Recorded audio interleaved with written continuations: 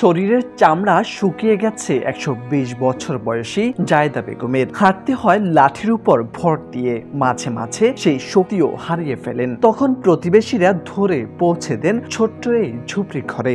দুঃখ কষ্টে বৃদ্ধ জায়েদা বেগমের জীবন কাটছে এই ঝুপড়ি ঘরেই।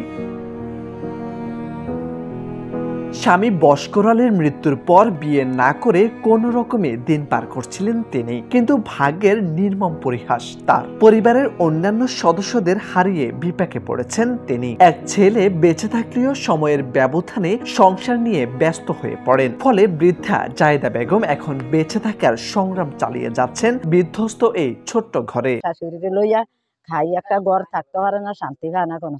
ডাক্তার কবিরাজ দেশের সবাই চাঁদা তুললে আইনা দেয়ার পরে দিয়ে শাশুড়ির একটা ঘর নাই, দুয়ার নাই। চাঁদপুরের কচুয়া উপজেলার হাতিরবন্দর গ্রামের মিয়াজি বাড়ির মৃত বস্করালের স্ত্রী জায়েদা বেগম শেষ বয়সে চলছেন কোনো মতে অন্যের সাহায্যে। প্রতিবেশীরা জানান, গত কয়েক বছর ধরে কখনো ভাত জুটলেও জোটে না তরকারি, নুন আনলে ফুরিয়ে যায় পান্তা। এমনই জীবনযাত্রা তার। এদিকে ঝুপড়ি ঘরটিও ধ্বংসের পথে। ছাউনির উপর ভাঙা, সামান্য বৃষ্টিতেই ঘরে পানি জমে। ঝড় বৃষ্টি শীত উপেক্ষা করে থাকতে হয় তাকে। বৃদ্ধা জায়েদা বেগম জানান, 120 বছর বয়সেও মিলেনি সরকারি ঘর। বহুবার স্থানীয় জনপ্রতিনিধি ও সরকারি কর্মকর্তাদের একটি ঘরের জন্য আবেদন করলেও সাড়া মিলেনি কখনো। আমি একটা ঘরের শান্তি চাই।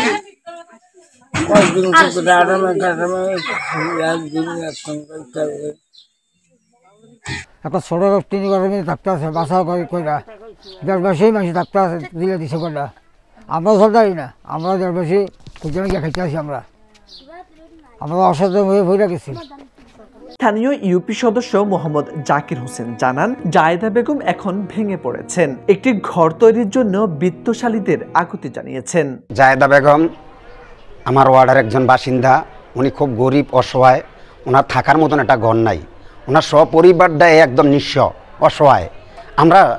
আমি আমার মতন চেষ্টা করছি বা করতেছি। আমার চেষ্টায় তো ওনার সব কিছু মেনটেন হচ্ছে না।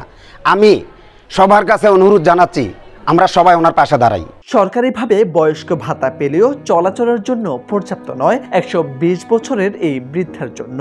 দরকার একটি ঘর ও চিকিৎসা সেবা। মোর্শেদ আলম, সময়ের আলো।